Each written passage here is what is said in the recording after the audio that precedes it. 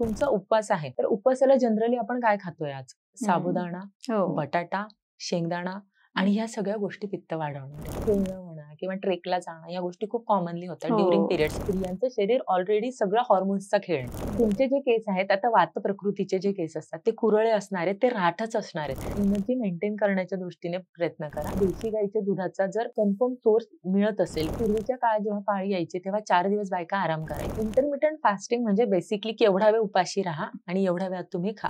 अजिरणे भेषजम वारी. जाकिराचा लाडू दुधात भिजवून घेतला तर त्याने ताकद पण राहते आणि त्याने अपचन पण होते. गेम खेळायला जाणं ह्या गोष्टी थोड्या थांबवायच्या त्या 4 दिवसांसाठी. पाणी शरीराला खूप आवश्यक आहे. पण येणारे म्हणून पाळी ढकलण्यासाठी बऱ्याच स्त्रिया गोळ्या घेतात. पोट सुटतंय, आता कॉन्स्टिपेशन झालं, आता थायरॉइडच्या लेवल बदलल्या, कारण हॉर्मोन्स तिथून पण आहेत, फक्त तेवढंच नाही, वरतूनच नाहीये. त्यासाठी खजूर थोडं अवघड आहे, बट इतरांसाठी खजूर चांगलं आहे. मेडिटेशन कंपल्सरी, एक मिनिमम 10 ते 15 मिनिट मेडिटेशन करा. नमस्कार मंडळी, महाराष्ट्र लेडीज असोसिएशनच्या या आजच्या पॉडकास्टमध्ये आपल्या सर्वांचं मनःपूर्वक स्वागत. नेहमीप्रमाणेच एक सगळ्यांचा छान आणि वेगळा विषय आजही आपण घेऊन आलेलो आहोत. नक्कीच मला आशा आहे की आपण सर्वजण हा कार्यक्रम ऐकाल. आजचा विषय आहे स्त्रीचं आरोग्य आणि ह्यावर आपल्याला बोलण्यासाठी आपल्याकडे आलेले आहेत डॉक्टर श्रद्धा सालगर. नमस्ते. आणि त्या आयुर्वेदाचार्य आहेत. तर श्रद्धाजी, आपलं MLAच्या या पॉडकास्ट मध्ये आपलं मनःपूर्वक स्वागत. धन्यवाद. श्रावण सुरू झालेला आहे आणि वेगवेगळे सणही आलेले आहेत, त्यामुळे स्त्री ह्या सगळ्यामध्ये हिरिरीने भाग घेत असते आणि सगळे सण साजरे करण्याची जबाबदारी खऱ्या अर्थाने तिच्यावरच असते. तर स्त्री आरोग्य, त्यामुळे हा विषय फार महत्त्वाचा आहे असं मला वाटतं. तर त्यासाठी पुन्हा एकदा आपलं इथे स्वागत आणि थोडंसं स्वतःबद्दल माहिती द्या. माझं नाव डॉक्टर श्रद्धा सालगर. गेले 16 वर्षापासून पुण्यात प्रॅक्टिस करते आहे. मी बाय प्रोफेशन आयुर्वेदिक डॉक्टर आणि क्लिनिकल काउन्सिलर आहे. आणि माझा मुख्यतः जो आवडीचा विषय आहे तो म्हणजे लहान मुलांची निगडीत आई वडिलांना गाईड करणं. म्हणजे मुलांना कसं वाढवायचं हे मी पॅरेंट्सना गाईड करते. मग शारीरिक, मानसिक आणि इमोशनल पण सगळ्या दृष्टीने त्यांना छान घडवण्यासाठी आपण काय करू शकतो. अच्छा, हा माझा आवडीचा विषय आहे. पण as a lady doctor female patient जास्तच असणार आहेत. त्याच्यामुळे बायका नक्की काय चुका करतात की ज्यामुळे ते आजारी पडतायत याविषयी मला त्यांना मार्गदर्शन करायला नक्कीच आवडेल. आता असं होतं की आता जसं तुम्ही म्हणालात की बायकांनी त्यांच्याकडे लक्ष देणं गरजेचं आहे. आता वर्षानुवर्षे आपल्याकडे सण उत्सव खूप उत्साहाने साजरे केले जातात आणि नक्कीच ह्या सगळ्यामध्ये स्त्रीची भूमिका फार महत्वाची असते. आता श्रावण चालू आहे, नंतर गणपती येतील, म्हणजे हे सणवार आता हे चालूच होतात. या महिन्यामध्ये तर बरेच सणही असतात. तर या सगळ्यामध्ये जेव्हा स्त्रिया भाग घेत असतात तर तेव्हा हे सगळं करताना कुठेतरी स्वतःकडे तिचं दुर्लक्ष होतं. तर कशा प्रकारे तिने स्वतःची काळजी घ्यायला हवी? बेसिकली आपले जे सण आहेत ना, तर यांच्यामध्ये आयुर्वेदाच्या दृष्टीने खूप पूर्वीपासून विचार केला गेलाय. म्हणजे श्रावण जेव्हा येतो तर तो हा श्रावण वर्षा ऋतूत येत असतो. म्हणजे आता पावसाळा सुरू आहे, सगळीकडे थंडगार वातावरण आहे, पण आपण हे बघतो की आपल्याला भूक नाही लागत आहे. म्हणजे ही एकालाच नाही लागत आहे. घरात आपण जेव्हा विचारतो की तुला भूक आहे का, नाही फार नाहीये, तर हे उत्तर कॉमन असतं, कारण वर्षा ऋतू हा अग्निमांद्याचा काळ आहे. म्हणून श्रावणात उपवास जास्त आहेत. मग आता आपण कमी खातो. त्यानंतर आता येणार आहे तो भाद्रपद, म्हणजे गौरी गणपतीचा काळ. मग तेव्हा काय होणार आहे की वर्षा संपणार आहे आणि शरद ऋतू सुरू होणार आहे. म्हणजे वर्षा ऋतूत जो वाढलेला वाते आणि पित्ताचा संचय होतोय तो आता हळूहळू पित्ताकडे शिफ्ट होणार आहे. आता पित्त वाढणार आहे, मग तेव्हा आपण काय खाणार आहेत, तर मोदक खाणार आहेत. सो हे असे जे सण सेट केलेले आहेत सगळे. दिवाळी येते ती हेमंत ऋतूत येते, म्हणजे पूर्ण थंडी असते. मग तेव्हा आपण करंजी, चकल्या, चिवडा खातो, कारण अग्नी जास्त आहे आणि त्याला आपल्याला शमन करायचंय. हा सगळा विचार करून सण सुरू केले होते. पण ठराविक कालावधीनंतर काय होत गेलं ना की स्त्रियांचं म्हणजे फार आपण जे म्हणतो सुपर वुमन ही एक असा थप्पा लागलाय. म्हणजे मी याला पदवी नाही म्हणत, हा थप्पा लागलाय की मी घर पण मॅनेज करणार, मी मुलांना मॅनेज करणार, मी संसार मॅनेज करणार, मी ऑफिस पण मॅनेज करणार. आणि थोडक्यात असं की म्हणजे प्रत्येक जे सण आहेत त्या सणांचं एक वेगळं महत्व आहे. तर त्या महत्वाकडून आधी आपण वळूया. म्हणजे थोडं तुम्ही सांगितलंच आहे, पण तरीही अजून त्यामध्ये काही डिटेल सांगता आलं तर तेच. आणि ह्या सणांमध्ये काय होतं ना की आपण फार त्याला आता मॉडर्न हे द्यायला गेलोय. म्हणजे ते जे सण होते ते ठराविक पद्धतीने करायचे होते. पण आपण त्यामध्ये खूप जास्त त्याला रील्सच्या याच्यातून किंवा आपण फेसबुकमध्ये फोटो शेअर करण्याच्या याच्यातून त्याला फार जास्त मॉडर्न आपण लुक द्यायला जातोय.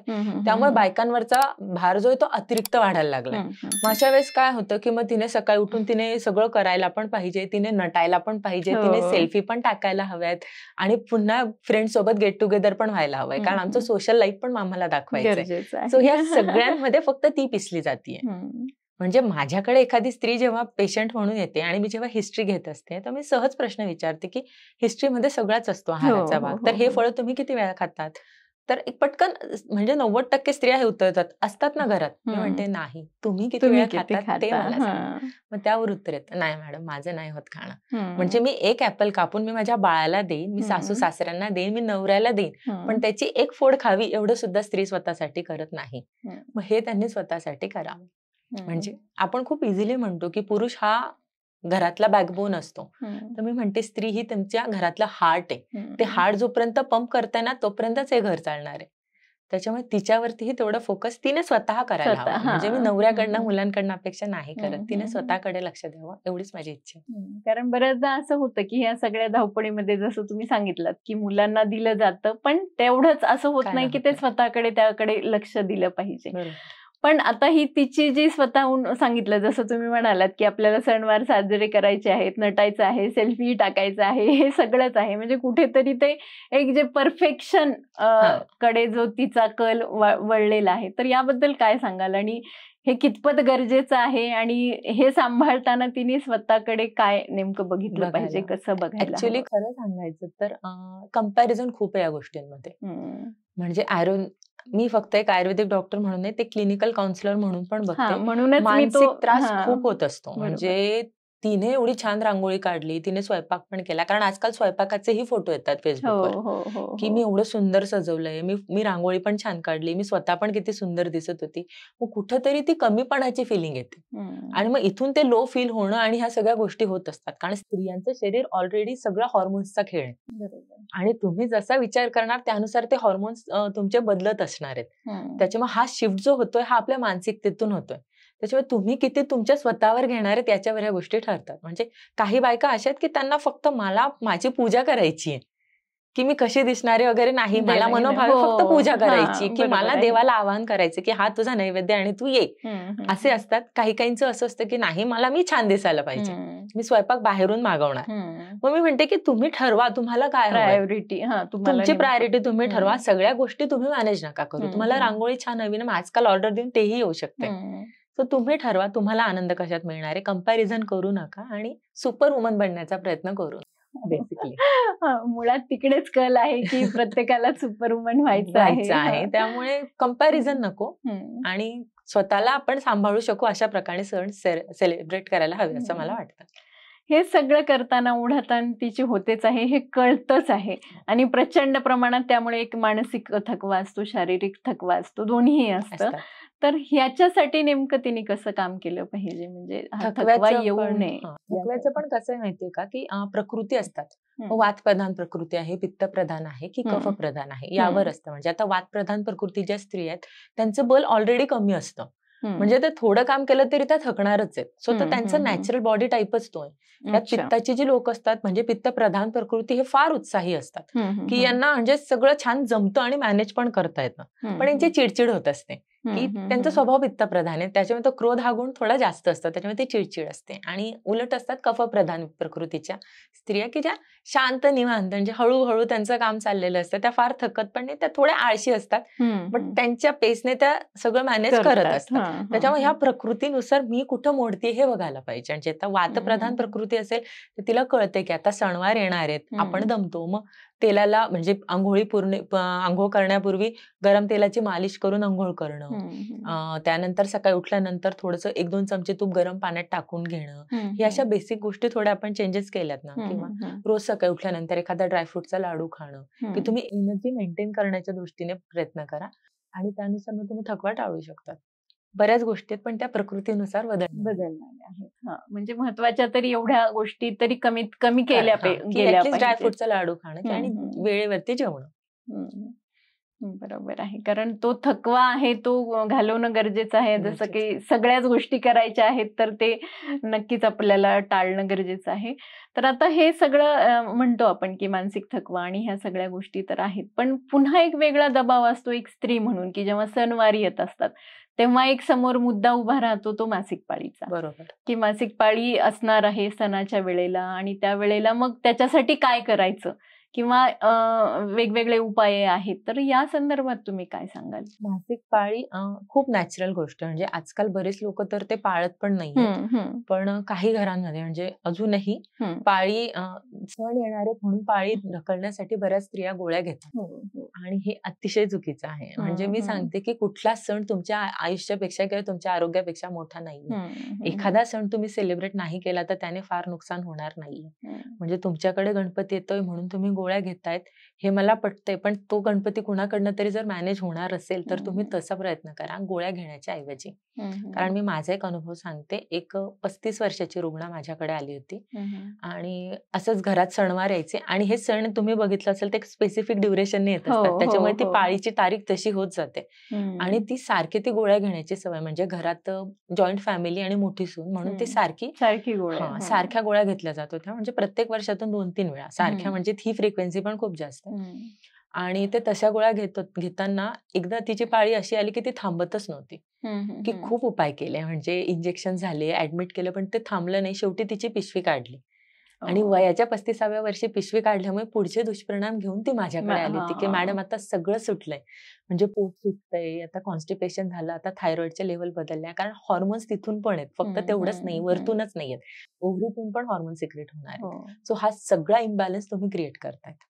म्हणून मी म्हणते की तुमच्या आरोग्यापेक्षा कुठलाही सण महत्वाचा नाही. सण हा तुम्हाला आनंद देण्यासाठी आलाय. बरोबर. तो स्वतःच्या शरीराला त्रास करून जर तुम्ही करणार असाल सेलिब्रेट तर त्यात खरंच अर्थ नाही. कारण ह्या नॉर्मली गोष्टी होतात की गणपती आलेत, गौरी आल्यात तर नक्कीच हा प्रॉब्लेम येतो कधी ना कधी आणि त्या प्रश्नामधून जावं लागतं आणि हे उपायही केले जातात. पण त्याचे एवढे खूप खूप वाढलंय. म्हणजे त्यामुळे फक्त की एवढंच नाही की नंतर काय होणार आहे, पण जेव्हा ती पाळी येते तेव्हाची टाळली, तेव्हा सुद्धा स्त्रियांना खूप थकवा येणं, पोट दुखणं, खूप अतिप्रमाणात ब्लिडिंग होणं, चिडचिड होणं, या गोष्टी खूप कॉमन झाल्यात आणि फक्त शारीरिक नाही तर मानसिकही त्याचे दुष्परिणाम होतच असतात. आणि हे म्हणजे तेवढ्या एक लिमिटेड काळापुरते, हे लॉंग टर्म म्हणजे तिला त्रास देणारे इफेक्ट आहे. कारण बॉडी प्रिपेअर झाली की आता पिरियड्स येणार आहेत आणि अचानक ते थांबवलं जाते. म्हणजे आयुर्वेदाच्या दृष्टीने पण ते चुकीचं आहे की तो दोषांचा जो इम्बॅलन्स तुम्ही क्रिएट करणारी ही अपानाचं काम असतं की अपान वायू तिथून त्याचं बाहेर काढणार असतं. अनुलोमन म्हणतात त्याला आयुर्वेदाच्या भाषेत.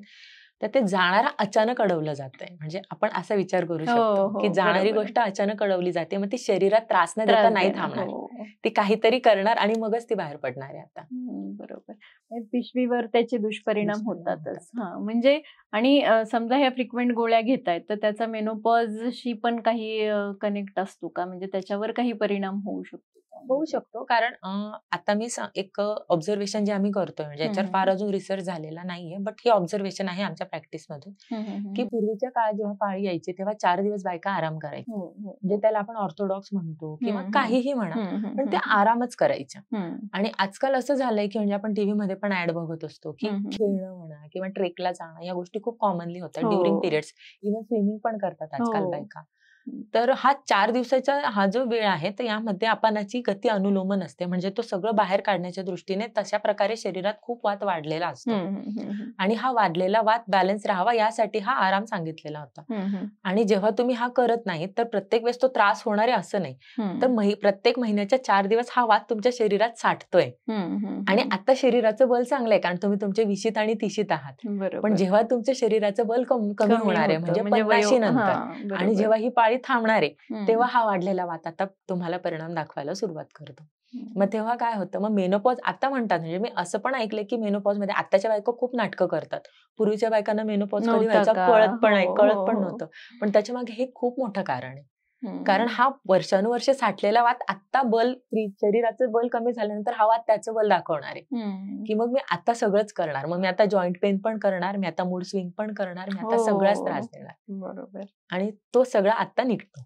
त्याच्यामुळे मेनोपॉज मध्ये त्याचा मग ते ओसी पिल्स असो, मग ते तुम्ही पिरियड्स लांबवण्यासाठी घेतलेल्या गोळ्या असो किंवा हा सगळा प्रकार मेनोपॉजला निघणार. म्हणजे सगळ्या गोष्टी ह्या इंटर रिलेटेड आहेत. म्हणजे त्या गोळ्या टाळणं ही गरज आहे खरं तर. म्हणजे स्वतःकडे त्या दृष्टीने बघणं आणि लक्ष देणं. तर आता हे जसं आपण म्हणलं की सणवार सुरू होतात, त्यामुळे बऱ्याच गोष्टी, पण ह्या सणवार येतात, पण त्यामध्येच जसं श्रावण आहे तर त्यामध्ये उपासही येतात, व्रतवैकल्यही येतात.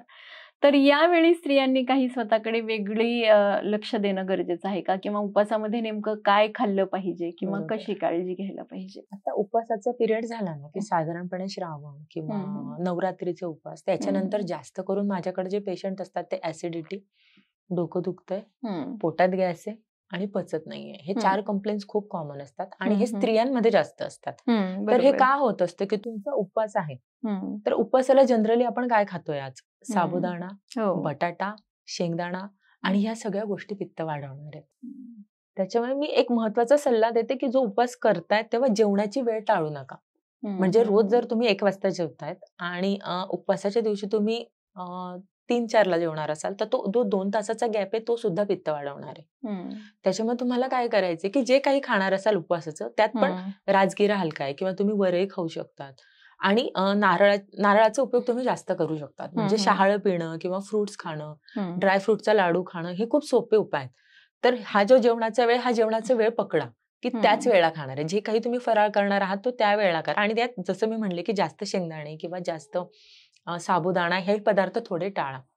कारण काय होतं, आता उपवास म्हटलं की उपवासाचे प्रकारच इतके, म्हणजे पदार्थच इतके झालेले आहेत की तो उपवास होतोय की काय, आणि त्यामुळे नेमकं काय खायचं हे नाही होत. म्हणजे ऍक्च्युली त्यामुळे. आणि उपवास सोडताना पण एक नियम असतो की जर तुम्ही पूर्ण दिवसभर उपाशी राहताय तर आयुर्वेदात त्याला लंघन म्हटलंय. आणि लंघन हे आपण डिटॉक्स खूप ऐकतो आजकाल की ह्याच्याने डिटॉक्स वॉटर आहे, हे डिटॉक्स अमकं आहे टमकं आहे, बट डिटॉक्स हे खरं फक्त लंघनाने होऊ शकतं. लंघन म्हणजे काही न खाणं. लंघन मध्ये 2 प्रकार दिलेत आयुर्वेदात, एक अनशन रूपी लंघन आणि एक अल्प म्हणजे खूप कमी खायचं. अनशन म्हणजे अजिबात नाही खायचं आणि एक लघु अशन म्हणजे खूप कमी. तर हे अनशन मध्ये तुम्ही काय करू शकतात की काही लोक असतात की ते अजिबात खात नाही, तर त्या दिवशी गरम पाणी पिणं.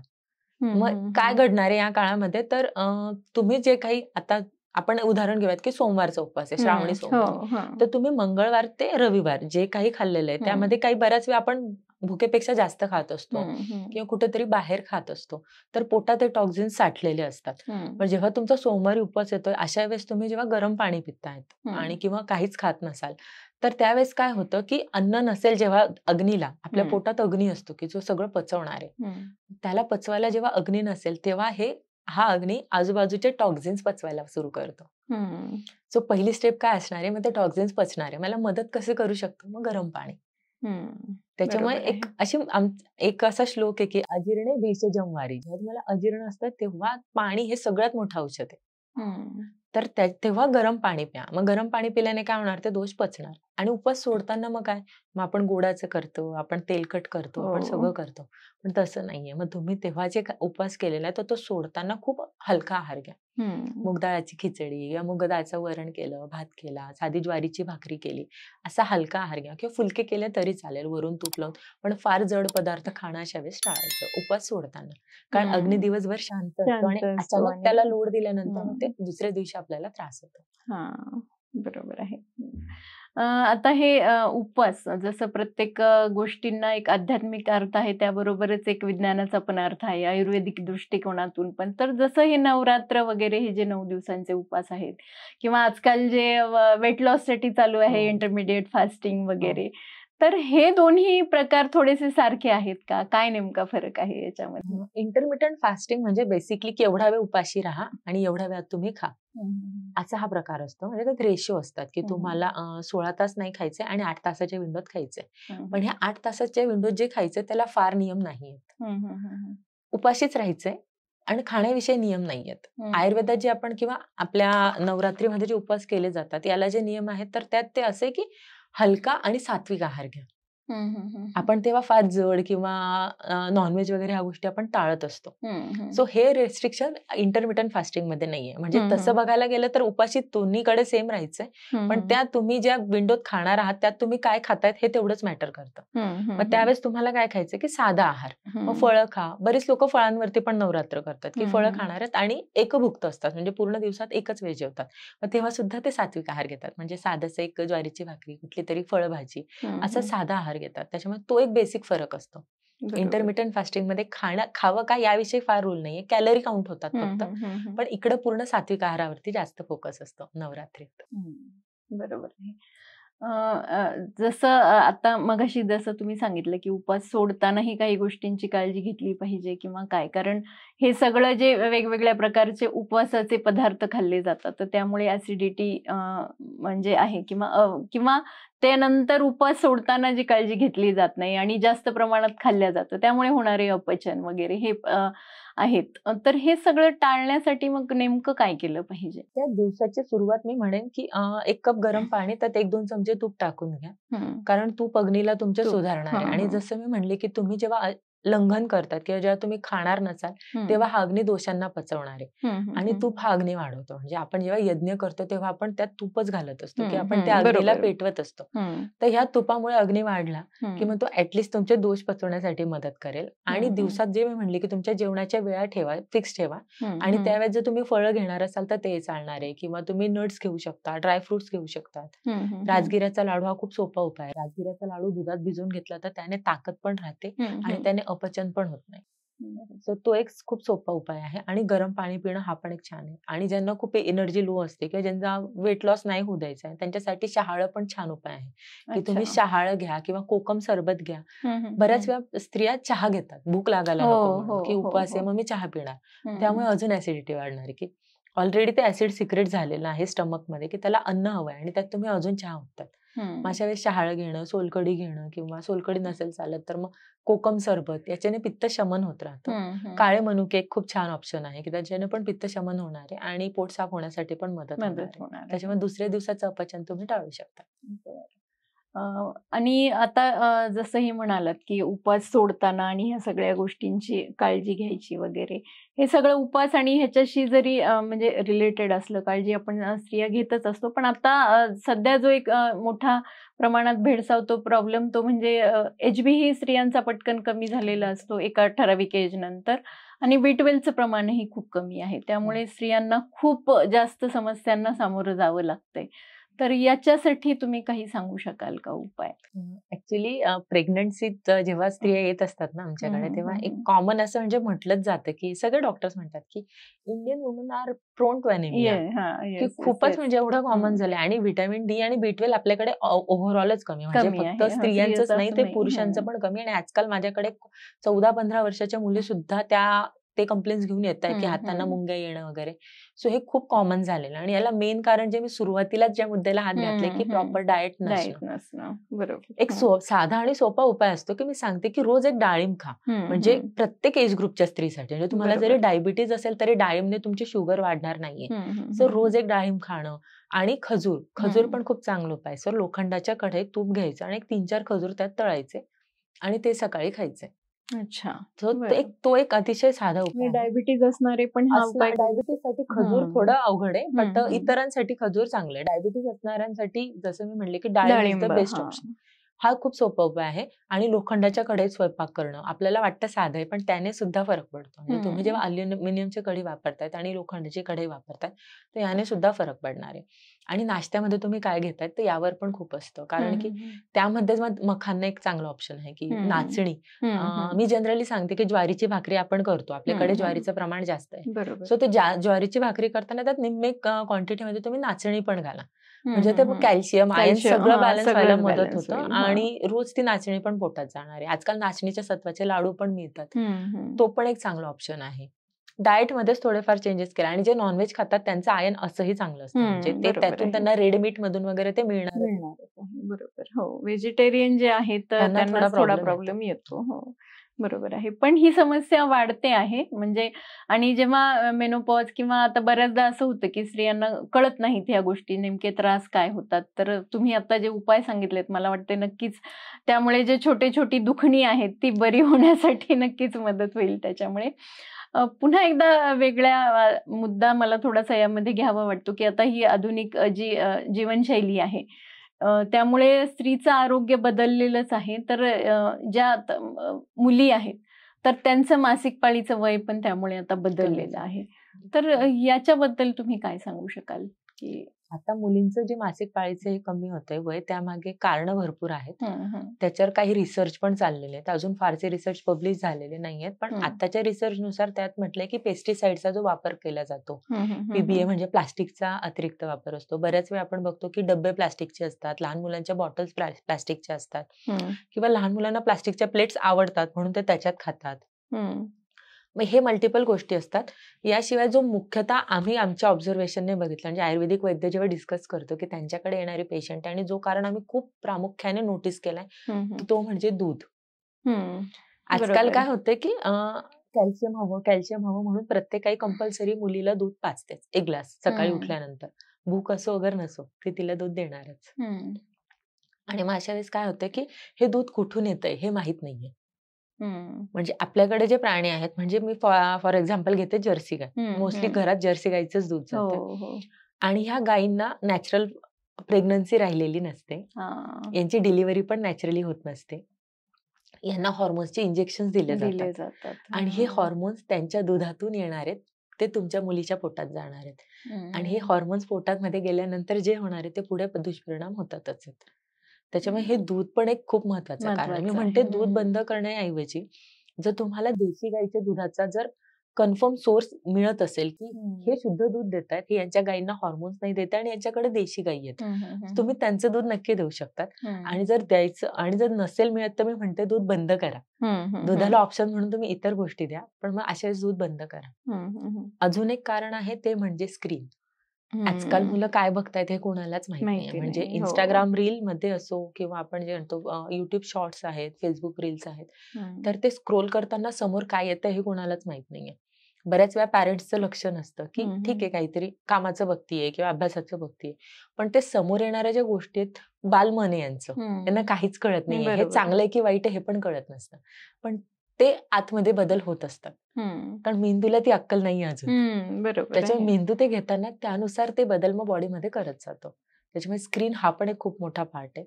अजून काही गोष्ट आहेत ते म्हणजे की आजकाल खाण्याचं प्रमाण बाहेर खूप वाढलंय. म्हणजे घरातलं नको, सॅटर्डे संडे बाहेर कंपल्सरी बाहेर जेवणाऱ्या फॅमिलीज आहेत. तर मग हे जे फूड कलर्स वापरले जातात किंवा आपण त्यांना प्रिझर्वेटिव्ह वापरले जातात अन्न पदार्थांमध्ये, तर हे सुद्धा ऍज अ बॉडीमध्ये जाऊन ते सुद्धा हॉर्मोन्स एक्सचेंज करण्याचं म्हणजे ते अल्टर करण्याचं काम करत असतात. मग ते हॉर्मोन्स अल्टर झाल्यामुळे पण हे प्रमाण खूप वाढतंय. म्हणजे एकंदरीत ह्या सगळ्याच गोष्टीचा मासिक पाळीवर परिणाम होतो आणि ती आता लवकर. अजून एक आहे ती म्हणजे रिफाईंड शुगर, अतिरिक्त जाणारी शुगर. पूर्वीच्या काळात मिठाया असायच्या त्या सणावारांना असायच्या. आजकाल आपण पॅकेट येतात, पॅकेट मधलेच मिठाई येतात आणि तीच मुलं खात असतात. बरोबर. चॉकलेट्स खातात, म्हणजे खूप आहेत आता शुगर एवढ्या फॉर्म मध्ये की म्हणजे मला नावं पण माहित नाही, मी आता आउटडेटेड झाली की एवढ्या फॉर्म मध्ये आता शुगर येते. बरोबर, ते पण एक खूप महत्वाचं कारण आहे. आता मासिक पाळी मुलींची लवकर सुरू झालेली आहे, तर तेव्हा मग त्या सुरुवातीच्या काळामध्ये नेमकी तिची कशी काळजी घेतली पाहिजे, म्हणजे काय खाण्यामध्ये दिलं पाहिजे ज्यामुळे पुढे होणारे त्रास आहेत ते टाळल्या जाऊ शकतात? जसं आपलं सुरुवातीला डिस्कशन झालं, मी म्हणेन की पाळीच्या काळात थोडं रुटीन नॉर्मल ठेवायचं सगळ्यात पहिले, की फार धावपळ करणारे किंवा गेम्स खेळायला जाणं ह्या गोष्टी थोड्या थांबवायच्या त्या 4 दिवसांसाठी. आणि डाएट मध्ये मी म्हणेन की पाळीसाठी एक म्हणजे मुलींसाठीच नाही पण सगळ्या एज ग्रुपसाठी की जो आहार तुम्ही बाळंतिणीला देतात तो आहार चांगला. मग का? कारण आयुर्वेदात पाळीमध्ये जे ब्लड जात असतं बाहेर त्याला रज म्हटलंय आयुर्वेदामध्ये, आणि तो रसधातूचा उपधातू आहे. आणि आयुर्वेदात 7 धातू सांगितले, त्याचा रसधातू हा सगळ्यात पहिला धातू आहे. म्हणजे तुमचा रसधातू चांगला असेल तर त्याच्या पुढे रक्त, मांस, मेद, अस्थि, मज्जा, शुक्र हे पुढचं तेव्हा चांगलं होणार आहे जेव्हा हा चांगला आहे. आणि पाळीत काहीतरी गडबड होते म्हणजे रसधातूच बिघडणार, म्हणजे पुढचं सगळं पुढे बिघडणारच आहे. त्याच्यामुळे रसधातूचं पोषण कसं होणार आहे म्हणून मी हे सांगते की बाळंतिणीला जो आहार देणार आहात तो तुम्ही घ्या. आता वर्किंग वुमन्स असतात, एक सुकी भाजी आणि पोळी एवढाच त्यांचा डब्बा असतो. मग हे कोरडं कोरडं खाऊन खाऊन रसधातूचं पोषण होत नाही. मग याला खोबरं किंवा खसखसचं वाटण आपण जे घालतो असं वाटण करून केलेल्या रस्सा भाज्या, मी मसाला भाज्या नाही म्हणते, पण थोडं लिक्विड हवं. डाएट मध्ये तुमच्या ताक हवं.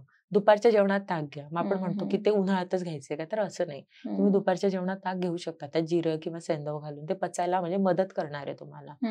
त्याच्यानंतर मग फळांमध्ये पण फ्रूट ज्यूस लोक घेतात. मी म्हणते फ्रूट ज्यूस नका घेऊ. ज्यूस फक्त शुगर वाढवणार आहे. फळं खा, म्हणजे त्याने फायबर पण राहणार आहे. सो हे असं. त्यानंतर खारीक खोबऱ्याचे लाडू, ह्या गोष्टी तुमचा रसधातू चांगला करणार, याला प्रीणन म्हणतात ना. मग ते प्रीणन होणार, तर्पण होणार, आणि मग तिथून तुमच्या पाळीच्या तकरारी कमी होणार. छान. म्हणजे खूप छोट्या छोट्या उपायांमधून खरं तर म्हणजे पुढे होणारे त्रास आपण टाळू शकतो. बरोबर.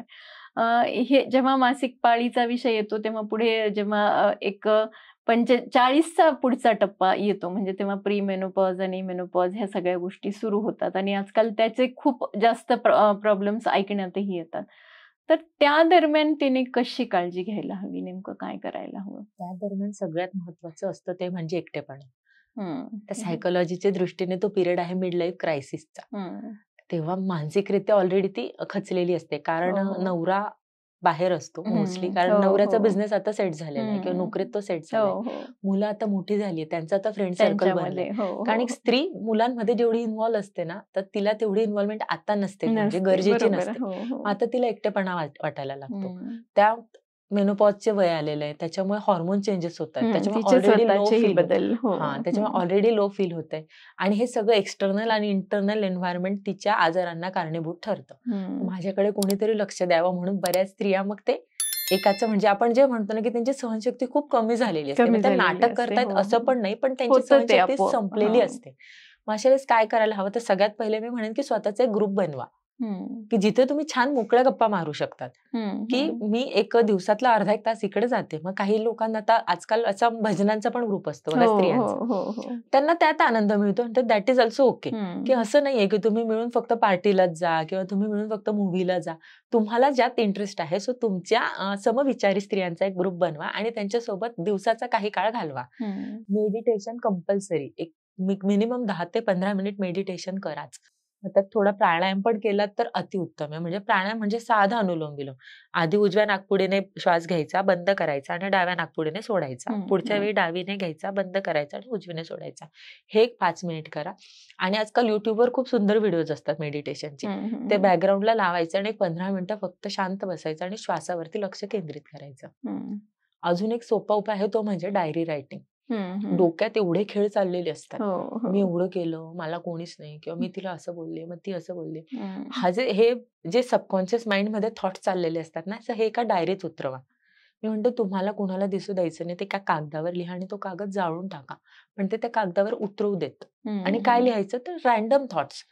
माझ्या डोक्यात जे काही येत आहे, म्हणजे मी आज वांग्याची भाजी केली, भाजी थोडी तिखट झाली किंवा छान झाली, आज मी तिकडे गेली, मला वाटत होतं मी छान दिसत होते, एवढे रॅन्डम थॉट्स हे लिहा आणि तो कागद हवं तर डायरी सांभाळून ठेवा किंवा जाळून टाका. ते बोलणं, व्यक्त होणं ते गरजेचं आहे, हे मानसिक दृष्टीने. आणि शारीरिकरित्या जसं मी म्हणली की डाएट वरती मेनली फोकस घ्या. 40 नंतर मोस्टली बऱ्याच वेळा आपल्याकडे असं होतं की 3 वेळा खाणं कंपल्सरी आहे. सकाळचा नाश्ता, दुपारचं जेवण, रात्रीचं जेवण. एवढा अग्नी बऱ्याच लोकांचा नसतो. तर मी म्हणेन की तुम्ही नाश्ता काय करताय त्याच्यावरती पण पुढचं सगळं अवलंबून असतं. सो नाश्त्यामध्ये साधे फळं किंवा मखानं किंवा ह्या गोष्टी घ्या आणि दुपारचं जेवण प्रामुख्याने व्यवस्थित करा. मग त्यामध्ये वरण, भात, भाजी, पोळी, सॅलड, तुम्हाला जे काही आवडतंय ते सगळं दुपारच्या जेवणात प्रॉपर घ्या. आणि रात्रीच्या जेवणात मग साधं सूप किंवा लिक्विड काहीतरी असा डाएट ठेवा. याच्याने वजन पण वाढणार नाही, शरीर हलकं राहिलं तरी मन फ्रेश राहतं. त्याच्यामुळे डाएट वरती पण लक्ष ठेवा, हेल्दी खा आणि मनावरती. छान. आता जेव्हा खाणं आणि ह्या सगळ्या गोष्टी तर महत्वाच्या आहेतच, पण परत अजून जो स्त्रियांच्या आवडीचा मुद्दा असतो तो म्हणजे स्वतःच स्किन केअर, सौंदर्य. तर यासाठी तुम्ही काय सांगाल? कशी काळजी घेतली पाहिजे, सौंदर्यामध्ये कारण पण एवढे तेच आहे. प्रोडक्ट्स आहेत आजकाल बाहेर, रोज वेगवेगळी ऍड प्रत्येक जण ऐकत येत असते, असतं, बरोबर पण आहे. नेमकं काय वापरलं पाहिजे? सौंदर्याचं पण तेच आहे की जसं मी म्हणले की रसधातू, तर हा रसधातू त्वचेचं तुमच्या पोषण करणार आहे. त्यामुळे आतून जर रसधातू चांगला असणार आहे तर ते त्वचेवर दिसणारच आहे. आणि तसंच ते प्रत्येक धातूची सारता असते. म्हणजे आता जे अस्थिधातू सार एक कन्सेप्ट आहे आयुर्वेदात, तर ह्या लोकांचे दात आणि यांचे केस हे नॅचरली सुंदर असणार आहेत. त्याच्यामुळे तुम्ही कुठेतरी कम्पेअर करायला तो कलर किंवा ते टेक्स्चर येण्यासाठी प्रयत्न नाही करू शकत. तुमचे जे केस आहेत, आता वात प्रकृतीचे जे केस असतात ते कुरळे असणार आहेत, ते राठच असणार आहेत. त्यांना तुम्ही कितीही प्रयत्न केले तरी ते मऊ नाही होणार. तसंच पित्त प्रकृतीचे केस खूप सॉफ्ट असणार आहेत, थोडेसे गोल्डन असणार आहेत, थोडेसे रेडिश असणार आहेत, पण ते पटकन गळणार आहेत. मग तुम्ही कितीही प्रयत्न करा ते गळणारच आहेत. मग मी हा शॅम्पू तो शॅम्पू लावून त्यांना वाचवू नाही शकणार आहे. थोडाफार डाएट मध्ये चेंजेस करून आपण ते गळण्याची फ्रिक्वेन्सी कमी करू, पण ते थांबवू नाही शकणार. तसं कफ प्रकृती, त्यांचे केस काळे भोर आहेत, सुंदर आहेत आणि स्निग्ध आहेत, मग ते त्यांचे नॅचरल आहेत. मग यात तुम्ही काय करू शकणार आहेत का? नाही. तर तसं स्किनच्या बाबतीत पण आहे. मग स्किनसाठी काही बेसिक गोष्टी असतात. मग मी त्यामध्ये म्हणते की साधं एक मंजिष्ठा चूर्ण असतं बघा, तर मंजिष्ठा चूर्ण मधात मिक्स करायचं आणि त्याचा लेप एक 10-15 मिनिट ठेवायचा. त्यामुळे काय होतं, त्वचा तुकतुकीत होते आणि तो काढताना थोडं कोमट पाण्याने धुवायचं आणि स्क्रब सारखं घासायचं. त्याच्याने स्किन मऊ व्हायला मदत होते. साध्या मधाचा पण लेप जरी केला चेहऱ्यावर तरी तो छान आहे. त्याशिवाय हळद आणि साय, दुधाची साय मिक्स करून त्याचा लेप केला चेहऱ्यावर तर तो तुकतुकीतपणा येतो स्किनला. तसंच साधं ज्वारीचं पीठ एक्सलंट स्क्रब करतं.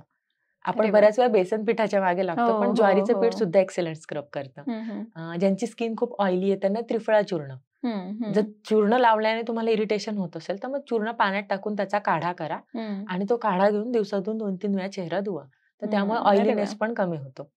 अशा बऱ्याच गोष्टी असतात. उटणी पण आजकाल मिळतात, पण त्या उटण्यात पण फार सुगंध जर असेल तर तो विचार करा, कारण पुन्हा ते सुगंध ऍड केल्यामुळे केमिकल्स आहेत. केमिकल्स जेवढे तुम्ही कमी वापरणार तेवढं ते चांगलं, कारण उठणे हे पूर्वापार चालत आलेलं आहे. त्यामागे हेच शास्त्र असावं की डेड स्किन काढणं हा उठण्याचा मेन मुख्य हेतू असतो की डेड स्किन काढणं.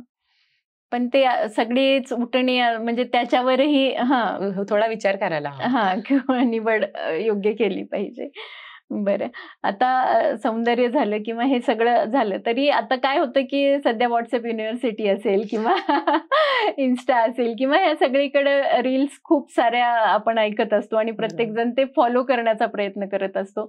पण याच्यातून बरेच गैरसमज पण निर्माण होतात, जसं की म्हणजे ताक पिऊन डाएट आहे किंवा काय, अशा काही गोष्टी एकसारख्या ऐकण्यात येतात. तर असे कोणत्या गैरसमजुती जास्त आहेत ज्या समाजामध्ये पसरलेल्या आहेत आणि ज्या खरंच म्हणजे ज्याचा अवलंब केला नाही पाहिजे, काय सांगू शकाल तुम्ही? एक सगळ्यात महत्वाचा गैरसमज जो मी बघते नेहमी रुग्णांमध्ये, तर तो म्हणजे भरपूर पाणी प्या. पाणी शरीराला खूप आवश्यक आहे, म्हणजे हेच नाहीये, बट पाणी किती लिटर प्यावं आणि याच्याविषयी तुम्ही एक नियम नाही देऊ शकत. म्हणजे मागे एक फॅड आलं होतं की 8 ग्लास ऑफ वॉटर, त्यानंतर आलं की 3 लिटर्स ऑफ वॉटर. तर मी एक उदाहरण नेहमी देते माझ्या रुग्णांना की तुम्ही दिवसभर एसीत बसलेले आहात आणि तुम्ही एसीतच काम करतायत आणि तुमचं लाईफस्टाईल सेडेंटरी आहे, तर तुम्ही जेव्हा 3 लिटर पाणी पिताय तेव्हा तुमच्या वॉशरूमच्या फेऱ्या वाढणार आहेत, बरोबर. आणि मी एक लेबर आहे आणि मी पूर्ण दिवसभर उन्हात काम करते आणि मी 3 लिटर पाणी पिलं तर माझं भयंकर डिहायड्रेशन होणार आहे. त्याच्यामुळे 3 लिटर पाणी तुम्हाला पण सुटेबल नाहीये, ते मला पण सुटेबल नाही. सो तुमच्या लाईफस्टाईल नुसार मग पाणी किती प्यावं, तर जेव्हा तहान लागेल तेव्हा, किती, जेवणानंतर 1 तासाने, उठल्या उठल्या पाणी प्यावं का, हे पण फार मोठा गैरसमज आहे. मुद्द्याकडे येणार होते मी. तर कसं होतं, बऱ्याच वेळा आजकाल लेट नाईट डिनरचं प्रमाण खूप वाढलंय, जे आयुर्वेदाच्या दृष्टीने अतिशय चुकीचं आहे. म्हणजे तुम्ही 9-9:30 जेवणार आणि 10:30-11 तुम्ही झोपणार. सो या 1.5 ते 2 तासाच्या वेळात तुमचं अन्न असंही पचलेलं नाहीये आणि तुम्ही झोपल्यामुळे मेटाबॉलिझम स्लो झालेलं आहे, डायजेशन पण स्लो झालंय आणि सकाळी तुम्ही जेव्हा उठणार आहात तर तेव्हा डायजेशन आता रात्रीचं अन्न पचवण्यासाठी सुरू झालेलं आहे. मग याच्यात तुम्ही 2-3 तांबे पाणी ओतलं, मग आता ते पचणारच नाहीये. सकाळी उठल्यावर जी तहान लागते ती नॅचरल अन्न पचवण्यासाठी शरीराला जेवढं पाणी आवश्यक आहे तेवढं पाणी शरीर मागतंय, मग तेवढंच पाणी द्या की मला तहान आहे, मग मी कोमट किंवा गरम पाणी. कामाच्या स्वरूपावर पण हे डिपेंड करतं, कामाच्या स्वरूपावरती, तुमच्या प्रकृतीवरती आणि ओव्हरऑल तुमचं रुटीन कसं आहे आणि तुम्हाला तहान किती लागते. बऱ्याच वेळा असं पण होतं की आपण तहान नसताना पाणी पितो. म्हणजे आता माझ्याकडे एक रुग्ण होती, ती दिवसाला 5 लिटर पाणी प्यायची आणि तिचं वजन फक्त पाण्याचं लेवल कमी केल्यामुळे 3 किलो एका आठवड्यात कमी झालं. Sudden weight loss is not good असं आम्ही पण सांगतो, पण हे मी नाही केलंय. तिचं फक्त मी पाणी कमी केलं, की जेव्हा तहान लागेल तेव्हाच पाणी प्या. 5 लिटर पाणी खूप जास्त होतं. त्यांना स्किनला ग्लो येण्यासाठी पाणी कोणीतरी ऍडवाइस केलेलं होतं, म्हणजे व्हॉट्सअप युनिव्हर्सिटीच असणार आहे. बट ते कमी केल्यानंतर एका आठवड्यात 3 किलो वजन कमी होणं त्यांना खूप आनंद झाला. मग हे पाणी शरीरात जमा होतं, ज्याला आत्ताच्या भाषेत वॉटर रिटेन्शन म्हणतात. मग त्याच्यामुळे पुढे जाऊन डायबिटीज वगैरे ह्या गोष्टी वाढणार आहेत. त्याच्यामुळे तहान नसताना पाणी टाळणं हे सोपं आहे. जेव्हा तहान लागेल तेव्हा पाणी प्या. जेवल्यानंतर असंही तुम्ही बघा 1 तासाने तहान लागतेच, कारण तेव्हा आता डायजेशनसाठी पाण्याची गरज आहे. त्याच्यामुळे तेवढं पाणी जाणारच. म्हणजे आणि जे म्हणतात सकाळी उपाशी पोटी, मग ठीक आहे की खूप जास्त नाही पिलं पाहिजे. तहान असेल तुम्हाला, पण तहान असेल तर पाणी प्या. आणि पाण्यासाठी एक महत्वाचा नियम म्हणजे पाणी बसून आणि तोंडाला ग्लास लावून प्या. हे वरतून जे पाणी टाकलं जातं ना, तर त्यात बऱ्यापैकी एअर पण पोटात जाते आणि मग त्याच्यामुळे ब्लोटिंग वगैरे प्रकार सुरू होतात. पोट फुगणं, गॅसेस होणं. त्याच्यामुळे तोंडाला लावून एका जागी सावकाश निवांत बसून सावकाश पाणी प्या घोटघोटभर. म्हणजे कारण काय होतं की बऱ्याच गोष्टी समोर येतात आणि प्रत्येक जण त्याचा म्हणजे उपयोग करण्याचा प्रयत्न करतो, पण ते ऍक्च्युअली फरक येण्याऐवजी दुसरंच काहीतरी होतं, कारण त्याबद्दल पूर्ण माहिती नसते आणि त्यामुळे दुसरेच प्रॉब्लेम फेस करायला लागतात, असं होतं बऱ्याचदा. तर आता आपण ह्या जसं म्हटलं ना की सणवार आणि ह्या सगळ्या गोष्टी चालू आहेत, त्यामुळे स्त्रींचं आरोग्य हा आपण विषय घेतला. तर ओव्हरऑल तुम्ही जाता जाता सर्वच एज ग्रुपच्या स्त्रियांसाठी काय सांगाल की नेमकं काय केलं पाहिजे त्यांनी? डिपेंडंट कुणावरती राहावं लागेल असं नका राहू. म्हणजे मी हेच सांगेल की स्वतःकडे सुरुवातीपासून लक्ष द्या.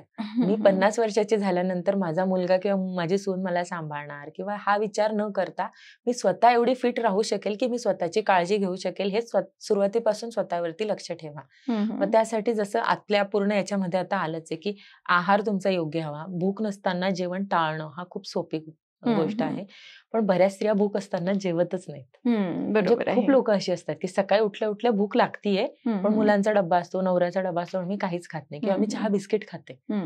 खूप चुकीचं आहे. चहा बिस्किट हे सगळ्यात म्हणजे मी याला विष म्हणते अक्षरशः, की तुमचा सकाळचा आहार खूप चांगला हवा. कारण हा रसायन काय आयुर्वेदाच्या दृष्टीने तुम्ही दिवसाच्या पहिली वेळ काय खातायत ना, याच्यावर तुमचं आरोग्य खूप जास्त अवलंबून आहे. त्याच्यामुळे त्यावेळेस चुकीचा आहार जाणं हे खूप चुकीचं आहे. म्हणून तुमचा आहार व्यवस्थित हवा, रोजचा व्यायाम व्हायलाच हवा. ज्यांना फार काही येत नाही त्यांनी ऍटलीस्ट सूर्यनमस्कार किंवा सूर्यनमस्कार पण नसतील तर साधे आपले पीटीचे व्यायाम जे आपण शाळेत करायचो ते पीटीचे व्यायाम करा. रोज मेडिटेशन करणं, चालायला जाणं, ह्या साध्या साध्या गोष्टी फॉलो करा. आणि डाएटमध्ये तुपाचा वापर ठेवा. कोलेस्ट्रॉल वाढण्याच्या दृष्टीने आपण बऱ्याच वेळा ते टाळतो, पण त्याची शरीराला गरज आहे. तूप म्हणजे देशी गाईचं घरचं तूप, म्हणजे घरी कढवलेलं मी म्हणेन. मार्केटचं तूप मी सहसा नाही ऍडवाइस करत. तर साधा आपला तुपाचा आहार समावेश आहारामध्ये ठेवा. जसं म्हणले की थोडं लिक्विड डाएट वरती भर ठेवायचा जास्त. आणि रात्रीचा आहार शक्य तेवढा लवकर आणि हलका. हे साध्या गोष्टी जरी तुम्ही पाळलात तरी तुमचं उतारवय पण चांगलं जाणार आहे. आणि व्यायाम आणि याविषयी काय सांगाल? व्यायामाचं तेच म्हणेन मी की सूर्यनमस्कार हा सर्वांग सुंदर व्यायाम आहे, म्हणजे त्याला पर्यायच नाहीये. सूर्यनमस्कार बेसिकली व्यायाम असं म्हटलं जातं की आपण बऱ्याच वेळा वॉकिंगला फार महत्व देतो, पण वॉकिंग मध्ये फक्त पायाची हालचाल होतीये. व्यायाम खरा तो आहे जिथे तुमचे इंटरनल ऑर्गन्स जे ते स्क्वीज होणार आहेत, कारण सगळं काम इथून चालतंय. त्याच्यामुळे हे चांगलं राहणं फार आवश्यक आहे. मग सूर्यनमस्कारात काय होतं की पूर्ण शरीराचा व्यायाम होतो. सूर्यनमस्काराने तुमचे हॉर्मोन्स पण बॅलन्स राहणार आहेत, तुमचे दोष बॅलन्स राहणार आहेत. मग सुरुवात कशी करायची ते 5 सूर्यनमस्कार पासून, म्हणजे 12 नमस्कारांचा जो सेट आहे त्याचे तसे 5 सूर्यनमस्कार सुरुवातीला करा. मी साधारणपणे 21 पर्यंत जायला सांगते की 21 सूर्यनमस्कारापर्यंत तुम्ही गेलात की समजायचं की हे असंच मी पुढे कंटिन्यू करू शकते. आणि जसं एक प्राणायाम 5 मिनिट ऍटलीस्ट 5 मिनिट आणि 10-15 मिनिटं मेडिटेशन, हे एवढ्या गोष्टी केल्या अर्धा तास याला मोर दॅन इनफ आहे. सो हा अर्धा तास स्वतःसाठी काढायचा. मुलं शाळेत गेल्यानंतर काढा, आधी काढा, तर तुमचा विषय. संध्याकाळी केला तरी चालणार आहे, पण हे रोज करायचंच. म्हणजे थोडक्यात सगळ्या दृष्टीने बाकी सगळ्या गोष्टी जेव्हा करायच्यात किंवा मी परफेक्शनिस्ट व्हायचं आहे किंवा 100% दिलंच पाहिजे असं जे वाटत असतं, हे सगळं करत असताना स्वतःची काळजी घेणं खूप गरजेचं आहे. आणि तुम्ही इतक्या छोट्या छोट्या गोष्टींमधून कसा HB असेल किंवा B12 असेल ह्या सगळ्या गोष्टी वाढवण्यासाठी किंवा पाळीमध्ये कशी काळजी घेतली पाहिजे ही खूप छान प्रकारे सांगितलं. तर डॉक्टर श्रद्धाजी, आपण इथे आलात आणि एवढे छान माहिती आम्हाला दिली त्याबद्दल MLA च्या वतीने तुमचं मनःपूर्वक आभार. मी पण थँक्यू म्हणते. मला हा चान्स दिला आणि मेनली अभिलाषा मॅम आणि तुम्हालाही थँक्स फॉर इन्व्हायटिंग मी आणि खूप छान एक्सपिरियन्स होता. धन्यवाद. Thank you so much. आत्ताच आपण ऐकलं आयुर्वेदाचार्य डॉक्टर श्रद्धा शालगर यांना, आणि त्यांनी खूप छोटे छोटे उपाय दिलेले आहेत जे आपल्या साठी म्हणजे आपल्या प्रत्येक स्त्रीसाठी खूप गरजेचे आहेत. उपवास असतील किंवा सणवार असतील, हे सगळे साजरे करण्यासाठी आपल्याला शारीरिक आणि मानसिक रीतीने तेवढंच सशक्त असणं गरजेचं आहे. तर नक्कीच आपण त्यांनी सांगितलेल्या उपायाचा अवलंब कराल आणि आपलं आयुष्य छान आनंदाने जगाल अशी आम्हाला खात्री आहे. आमचा पॉडकास्ट नक्की ऐका आणि तो आवडला तर सगळ्यांपर्यंत जरूर शेअर करा. धन्यवाद.